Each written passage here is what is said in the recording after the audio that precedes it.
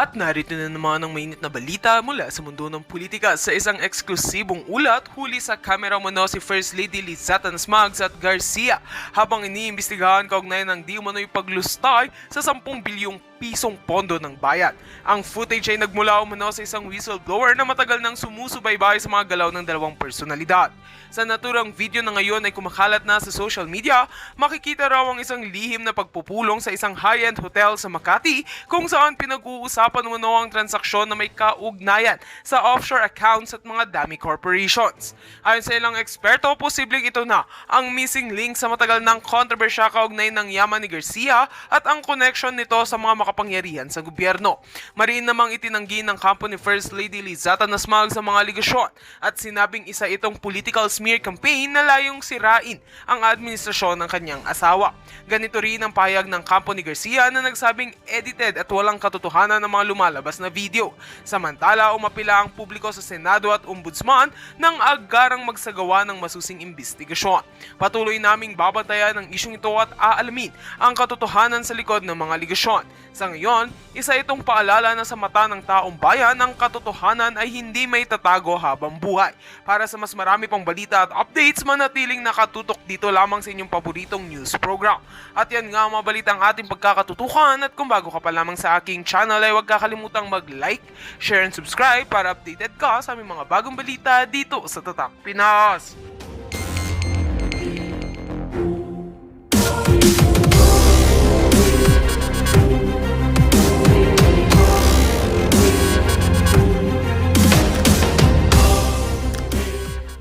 Sa nangyaring halalan, alam pala daw ni Marcos Jr. Aba naku. Naku aba. Binaliktad no. So yun na, mainit ang nangyaring halalan at talagang may mga nangyaring kababalaghan dahil ang mga boto ay nagdagdag bawas. Yung kay Senator Bongo, imbis na 26 million, naging 21 million votes. At yung kay Pastor Lalo na papunta na po sa 6 million, naging 4 million na lamang. At nakakagulat pa dito ay bigla hong sa lahat ho ng presinto sa Pilipinas ay rank 44 po si Pastor. Nakapix po siya doon. Halatang talagang pinrogram, no? Talagang pinag-initan talaga si Pastor Apollo Siki Buloy. At ito mga papanoorin nating video ay mapatungkol po sa paliwanag at mga pandaraya na sa nangyaring halalan na inyong masasaksihan ngayong gabi. At pasensya na dahil hindi ako nakapunta sa special meeting dahil sobrang lakas ng ulan dito at ako ay ubot sipon pa rin po, no? Okay, minsan sakit talaga ng mga gwapo yan. Charot. So yun mga banateros, mga kabiyaya, medyo nakakalungkot lang dahil hindi po nakapasok ang ating 10 Duterte senatorial candidate. At ito nga po ay dahil, sabi nga ng mga netizen, ito ay dahil nga po sa nangyaring dayaan. Gawa ho ng talagang nakakapagtaka na kung sino pa yung mga hindi ayaw talagang ihalal ng taong bayan. Sila pa yung mga nanalo. Lalong-lalo na si Lito Lapid, Bam Aquino at si Kiko Pangilinan. Oo, so yun nga po yung mga talagang kinakasama ng loob ng mga butante sa buong Pilipinas dahil yung mga hindi nila binoto ay yun pa yung mga nanalo. At ang dami pong mga trending videos. Oh, may videos. Dahil dahil sobrang dami hong nagreklamo sa Comelec dahil nga po dito sa mga minsan daw pag 10 lang naman daw ang binoto nilang senador ay nag-overvoting. At minsan naman po kapag Team Duterte po ang in-straight nila ay bigla pong nagkakaproblema. At ayun na nga bigla nga pong at ang iba pa pag binoto mo ang Team Duterte, lumalabas ang Alyansa Pilipinas. At ang masama pa dito, yung mga binoto kadalasan yung ibang mga bumoto ay hindi nakakaboto dahil kung ano-anong sistema ang nangyayari sa PICOS machine. Picos machine. At eto nga no, may paliwanag na natataranta si Garcia dahil nga dito sa kapalpakan ng na nangyaring halalan na hindi ho ikinakatuwa ng mga Pilipino at siyempre lalong-lalo na yung mga OFW na alam naman natin na solid Duterte po sila. Ewan ko na lang ho dito bakit ho nagkaganito. Marami din pong nagtataka at sobrang hindi makapaniwala sa nangyaring resulta. Kahit naman din po kaming mga banateros na talagang pumupunta po kami sa iba't ibang lugar para ikampanya ang Team Duterte, talagang dinadagsaho ng tao, lalong-lalo na kay Pastor Apollo C.K. Buloy at nagulat nga kami na ganito yung nangyari. Oo, ganito yung nangyari at talagang mas nakapasok pa si Lito Lapid na paulit-ulit lang na walang nagagawa sa sa Senado kung hindi nandun lang sa kanyang pag-artista kasama ni Cuco Martin. Siya pa yung nanalo. So yun yung mga pag-uusapan natin at dito nga no, may sumapalpal na po kay Garcia ng Comelec, ng chairman ng Comelec, walang iba kundi si Trixie Cruz Valdez. Ay hindi, si Attorney Trixie. Panoorin po natin itong birada niya. Constant reminders kasi naman, Comelec, kailangan pa ulit-ulit talaga yan. Yes.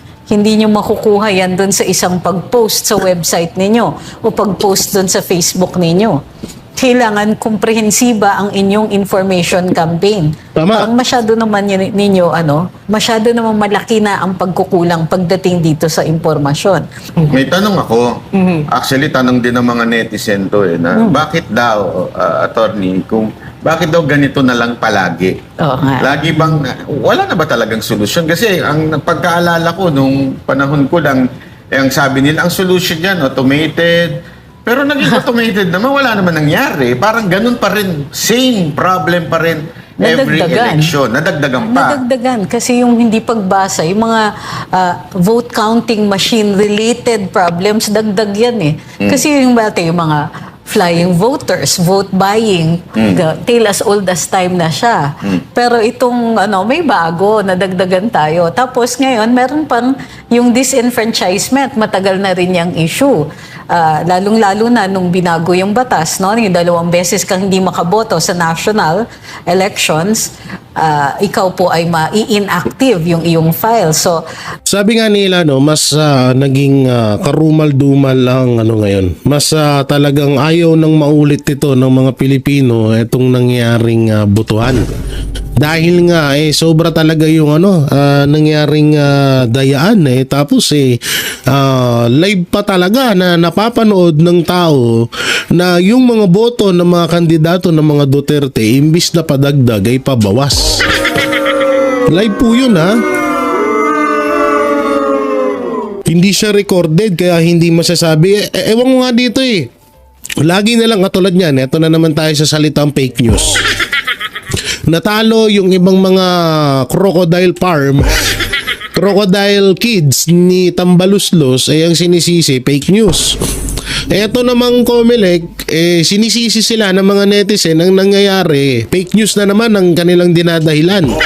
Una-una, Chairman George Garcia, yung dagdag bawas na nangyari, hindi po yung fake news kasi live po yung nangyari. Oo, marami hong testigo ng mga netizen na yung kay Senator Bongo nasa 26 million na biglang naging 21 million. So ilan yung natanggal dun? 5 million agad, di ba? Ay kung yung 5 million na yun, saan napunta yun? Baka kay Kiko tsaka kay Bam, charot.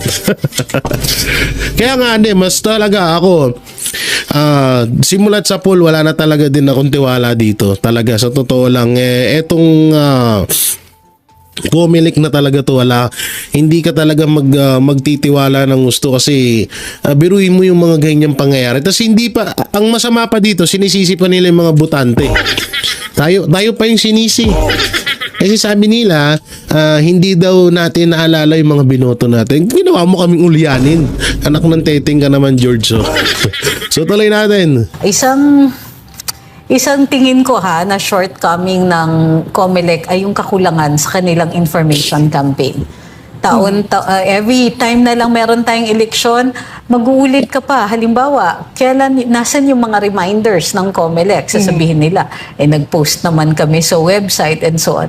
Hindi po ganun natatalo kayo ng mga social media. Why don't you make use of social media?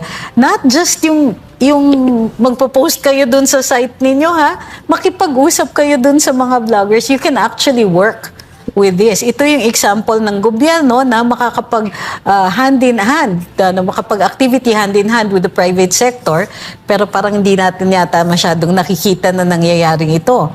Alam niyo ba, sa isang live ko, in the past, siguro 1 week, ang ulit-ulit na tinatanong, ilan bang party list ang pwedeng iboto? Sipin ninyo, ganito kalapit or on election day may nagtatanong pa rin kung ilan ang pwedeng iboto. So, meron naman nakalagay doon sa balota, to be fair. Pero yung constant... Ito, speaking of party list, alam nyo may isang nakakalungkot na pangyayari dito. Katulad na lang po ng BG or ng Bisaya Gyud party list ni Sir Greco Belica. Alam nyo, nung buong boto, yung mga kaibigan ko, sinisend ko yung nung tinignan nila yung balota, wala hong wala ho dun yung Bisaya Gyud ni Greco Belica. At yung ipano party list ni nila Doc Loring Badoy. Hanap daw sila ng hanap, hindi daw nila talaga makita na nagtataka sila bakit wala doon. At ang masaklap pa ngayon, ito kagaya ng sinasabi ko, talagang pamumugaran na ho tayo ng mga makakaliwa. Number 1 ho ngayon ang Akbayan party list. Alam naman ho natin na yan nga yung sinasabi ni Vice President Sara Duterte na wag natin iboto dahil nga yan ay grupo or party list ng mga makakaliwa. At nagulat tayo, nag-top 1 pa. Nag-top 1 pa yung mga na yan. Nag-top 1 pa po yung mga party list nila. At marami pa Andiyan yung ML at yung teacher ata. Di ko alam.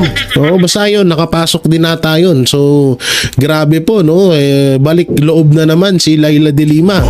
Ang pagkakalam ko sa kanya yung ML party list So yun, medyo nakakakabalang dahil imbis na noong panahon ni Pangulong Duterte at ni Pastor Apollo Sikibuloy ay nawala yung mga makakaliwa na yan, na ngayon ay talagang nagbalikan na.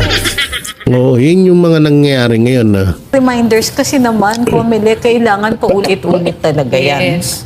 Hindi nyo makukuha yan doon sa isang pag-post sa website ninyo o pag-post doon sa Facebook ninyo. Kailangan komprehensiba ang inyong information campaign.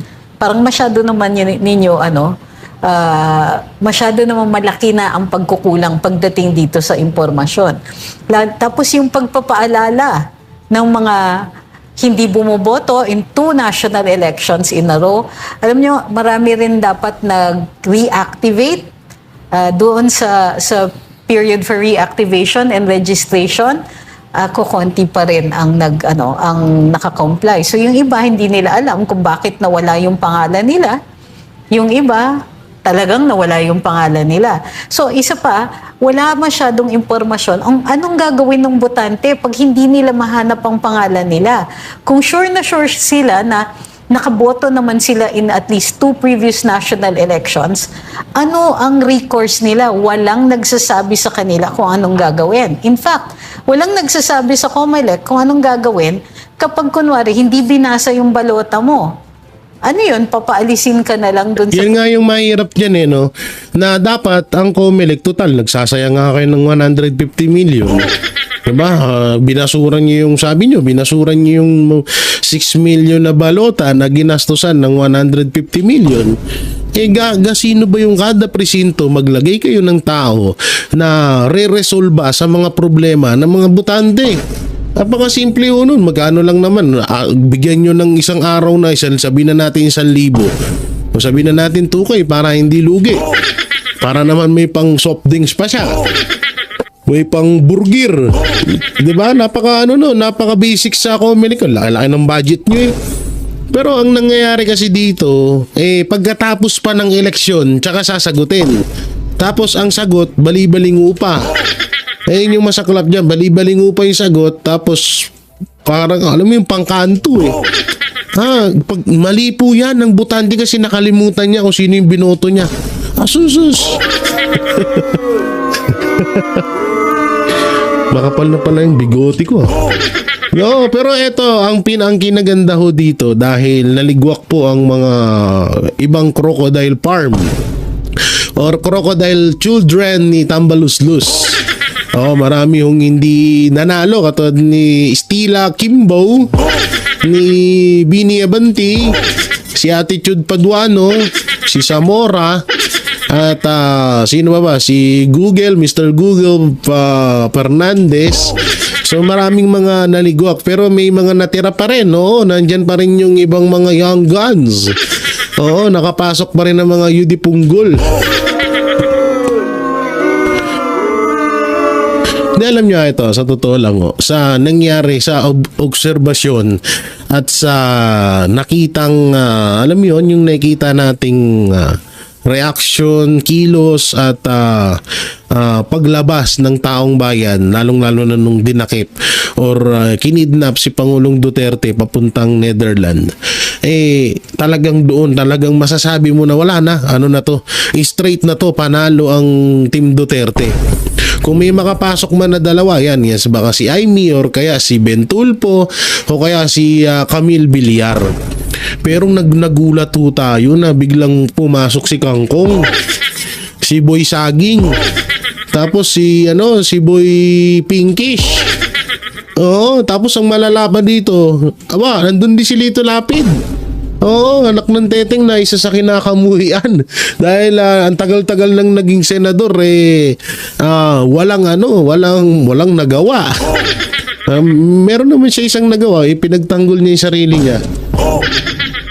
So talagang sobrang labo ho ngayon. Nakala natin gawa ng puro salita ng COMELEC sobrang ganda ng magiging feedback ng darating na eleksyon sa kanila, pero ang nangyari mas grabe, mas critical, mas talagang marami hong nagrereklamo ho ngayon lalo. Tsaka ito pa ang pinakamalupit doon.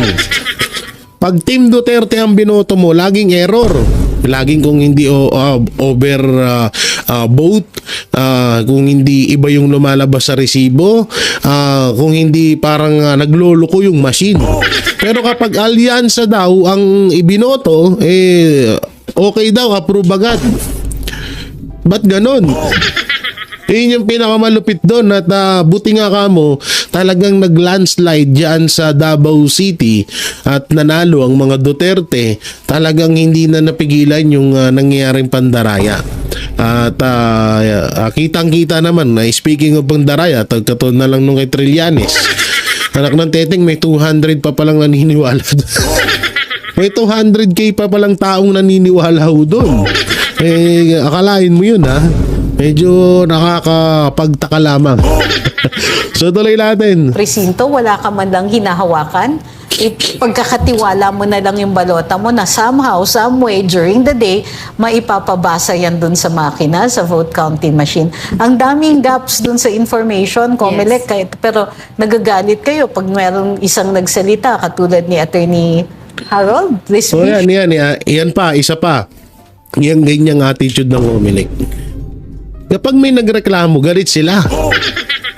Pero yung dapat nilang solusyonan, ayaw nilang solusyonan. Kaya nga sinasabi ko, kung gumawa sana ng hakbang ang COMELEC na maglagay ng isang tao na tauhan nila sa bawat presinto sa buong Pilipinas at solusyonan yung mga problema na yun at na may alam na may alam sa machine, sa vote machine tuloy. Vote machine sa yung sinasalpakan ng nakalimutan ang pangalan. Sinasalpakan ng boto, no? So doon napakaganda ho sana doon. Kaso ang mga ang mga nandun wala hindi naman nila din alam kung paano gawin. Hindi nila alam kung paano solusyonan. Diba? Hindi nila alam kung anong gagawin nila, kaya nga nagkakaleche-leche. Tapos ang masakit dito, pag nagreklamo yung tao, galit ang COMELEC. Kesyo ganito, kesyo ganyan daw. Mamaya papanood ko sa inyo Sure. na nag-raise lang naman ang concern dun sa pagkakabit to the internet, nagagalit sila. Yun ang problema kasi sa kanila eh. Yung pag merong puna, instead na i-take Address. yun, di ba, na parang Sige, makakatulong noted, sa atin. oh. Oo. Eh, hindi eh. I mean, halimbawa, ganda na sinabi ni attorney, yung mga vlogger sana, kinuha ninyo. Eh, kasi ang tingin nyo sa vloggers, kalabang kagad. Correct. Oh, eh, bakit di kayo humingi ng budget dyan sa camera? Anyway, yung camera nga, dami nilang vloggers eh. Yan, Diba, na totoo. binabayaran eh. Para lang manira sa mga Duterte. Bakit di kayo humingi ng budget sa kanila para mas maganda ho itong eleksyon? Unless gusto nyo lang talagang hindi mabigyan ng impormasyon ng ating mga kababayan. Di ba, ang dami hong pwedeng gawin. Ayan na naman, may 3 taon na naman kayo magpe-prepare ha. Baka last minute na naman ninyo ano yan, tapos makakarinig. Ang dami nagagalit dito yung mga netizens. Sinasabi nga nila, etong si chairman, ang daming hanas sa media. Pero ngayon, puro naman palpak ang nakikita nila. O yun ang nakakairita doon, di ba? Parang ano ba talaga? Anong ginagawa ninyo? Hindi, alam nyo, totoo yun tayo may ebidensya tayo doon na in-upload din dito sa channel natin na kung saan ang House of Representative nga maraming inuupahan ng mga vlogger. Eh, sa totoo hindi naman masama na etong Comelec magbuo sila ng vlogger group na magpakalat ng impormasyon na totoo na ganito dapat ang mga gawin ng mga botante. So wala namang problema nun. Eh, laki-laki ng budget nila. Eh, yung ano nga, kagaya na sinabi ko kanina nga na yung 150 million nga, ibinasura lang nila. Eh, paano, gasino yung maglaan kayo ng pondo para magkaroon kayo ng talagang mga tao na makakatulong ng mabilisan sa mga botante at hindi ganito. Na ang masama pa dito ito yung hindi pagdala ng cellphone. So tutusin, merong merong hindi ako gusto na may gusto din po ako dun sa deklara ng Comelec na bawal magdala ng cellphone. So yung pagpicture mo sa balota mo na yun ang binoto mo, so bawal nga talaga yun. Pero yung pagdala ng cellphone para sa mga abiryang nangyayari sa botohan, wala hong problema ho doon. Ang nangyari kasi parang sinisisi ho ng Comelec etong mga tao, lalong-lalo na yung vlogger, mamaya papanood ko rin sa inyo, na nag-vlog siya dahil 12 lang sakto yung kanyang binoto sa balota, nag-overvote. So hindi niya mapagtanto at nasayang lang yung boto niya. Eh kahit naman din sino, talagang mag-iinakit na anak ng teteng, kinancel ko lahat-lahat ng mga projects ko para lang dyan sa pagboto na yan. Tapos buboto ako, tapos mauuwi lang sa basurahan. So para sa akin, hindi nga din talaga maganda yun. Sang-ayon po ko dyan sa information drive nila. Dapat ulit-ulitin talaga yun, attorney. Kasi may nakilala din po ko, may edad na siya. Senior citizen na ata, ilang beses siya nakaboto, di ba? Pero higit isa pa din ang kanya binoboto na party list. Naalala ko, isa lang pala, ganun mo siya. Ibig sabihin, hindi porket parang ina-assume natin na paulit-ulit ng halalan, isang instruction lang po natin, isang paalala lang natin, ay makukuha na po. Dapat mas lawakan pa natin, no? Lalo sa ating mga kababayan talaga na Yan pa yung masama dyan sa mga party list. Yung mga nagdodoble. Kasi kapag bumoto ka ng party list, dapat isa lang talaga. So, alam nyo, may naisip ako dyan sa mga doble na. Hindi kaya nagka-count din yung mga dobleng boto sa mga party list. Yan din yung naisip ko eh. Alam nyo, medyo, hindi naman sa pinagbibintangan kong Comelec. Kasi sa nakikita ko natin ngayon, ang daming abirya. At ang dami rin natin pwedeng maisip na pwedeng mangyari nga talaga na abirya doon sa machine na yun. Kaya nga ang request ng taong bayan ngayon ay mag-vote, mag-manual vote or mag-manual compute ng boto ng mga kandidato. Kaso medyo matagal ho yan na proseso at malamang hindi rin papayagan yan. Paano kung doon sa manual voting panalo talaga, di hamak ang Team Duterte. So hindi papayag tong mga malamang malaking gulo to.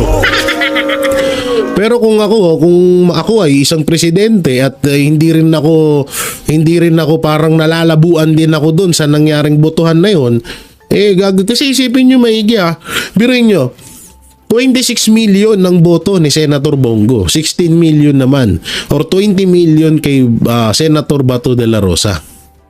Tapos pagdating sa mga kasamahan niya, 3 million, 4 million, 5 million, 8 million. Isipin nyo maigi yun. Diba? Doon talaga nakakapagtaka. Ano yun? Si Senator Bongo at Bato lang ang talagang pinush ng mga supporters ng Duterte. Ako po hindi naniniwala doon at kino-correct ko lang po kayo, masaya po ako na nakapasok po ang sila Senator Bongo at sila Senator Bato de la Rosa Ako po masaya ho doon, wala po akong hinanakit doon, pero nagtataka lang po ako doon nga sa COMELEC na biruin mo 26 million ang boto ni Senator Bongo. Sabihin na natin yung kalahati doon bumoto man lang sa mga kasamahan sa mga ibang Duterte senatorial candidate, hindi na masama yun. Partida nabawasan pa. 'Di ba? So talagang nakakapagtaka ng gusto na talagang parang ang layo sa katotohanan talaga nitong dayaan. Itong naging botohan na to, talagang makikita nyo na meron talagang dayaan. Kaya ito, tingnan nyo, katulad lang nitong ito yung tawag dito, ito yung unang nangyaring daya, panoorin natin. Kabi-kabilaan ang mga reklamo ngayong halalan. Ito ngay matapos na dumanas ng samot-saring aberya ang mga botante sa iba't ibang panig ng bansa. Kabilang na ang maling pagbasa ng makina sa mga balota, pagkakaantala ng pagboto at pagkakansela ng mga boto dahil sa di umano'y overvote kahit tama naman ang bilang ng ibinoto nila. Si Troy Gomez magbabalita. Hindi pa man tapos ang bilangan ay usap-usapan na ang irregularidad sa halalan. Ito'y dahil di umano sa palpak na operasyon ng mga bagong automated counting machines. Ilang botante ang naglabas ng hinaing na nawawala ang kanilang boto kahit malinaw na tama ang kanilang pagpili. Habang may mga insidente rin ng resibo na nagpapakitang overvote kahit 12 lamang ang isinagawang boto sa mga senador. Isa sa mga umalma ay si Chito Samuntina, isang vlogger mula Davao na mariing kinestyon kung paano daw siya nag-overvote gayong alam naman niya na tamang bilang ng mga kandidato na dapat niyang iboto. Sa totoo nga, nagdala pa siya ng kodigo sa presinto. Nganong na overvote man nga tama man ang ako ang gibotang 12 ra ka buok. Gusto na ako videohan, gusto na ako picturean na ng head ko. Pero niingon ang tigbantay nga sir bawal baya picturean or videohan. Sa mag-ausap, i-review na ko ang screen. Tama ko ang mga gipang shade-shadean dito, 12 ra ka buok. O para masayod mo na ako'y kudigo, pero nganong overvote man na usik ra nga akong boto. Dagdag pa niya, isa raw siya sa ilang botante na may parehong karanasan sa lugar na iyon, bagay na lalong nagpapalakas ng hinala ng sistematikong aberya. Hindi rin nananahimik si Senador Amy Marcos. Isa ba itong hinayupak na to? Umepal ka na naman, ina ka. Buisit lahat lang epalan para magmukhang magmukhang kakampi lang siya. Ba't panalo ka na, epal ka pa Hindi, siguro kinakabahan din to Sabi, puta na. Layo ng boto ko parang tablado ako kay tablado ako kay Utol. Bira ako ng bira bali-balita ako si Amy Marcos, si Amy tuloy. Si Lisa Marcos pa naman ang nag-uutos ako. Lahat na lang epalan nito Kaya manorin na nga lang natin. Ng Senate Committee on Electoral Reforms at nagbabala ukol sa posibleng mas malawak na problema.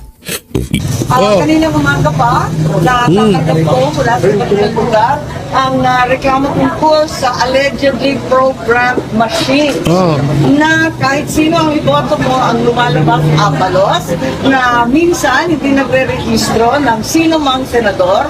Yung iba naman, bumoto ng 100 pero overvote na ang sinasabi. Giit niya, Ito ang unang pagkakataon na ginamit ang bagong provider na Miro kapalit ng Smartmatic. Anya, tila hindi ito handa. Sa Quezon City, inulat naman ni Attorney Vic Rodriguez ang maagang sira ng mga makina at binatikos ang paggamit ng manipis na papel na madaling tablan ng tinta, dahilan para sa maling pagbasa ng boto. We have encountered a little delay dahil nga yung iyong naibalita na nagkaroon ng problema yung makina kaninang magaga around 6:20 in the morning and another round of technical issue ngayong mga alas 7 ng umaga. So na-delay but overall mabilis naman except of course ang aking obserbasyon yung papel masyadong manipis and it cannot be like this every election na ipinapaalala o ipinapasa yung burden na wag masyadong madiin yung pag-shade sapagkat alam naman natin tinta yan pagka sinade mo ang isang papel na napakanipis ang tendency talaga niyan tatagos sa likod. So there must be an honest to goodness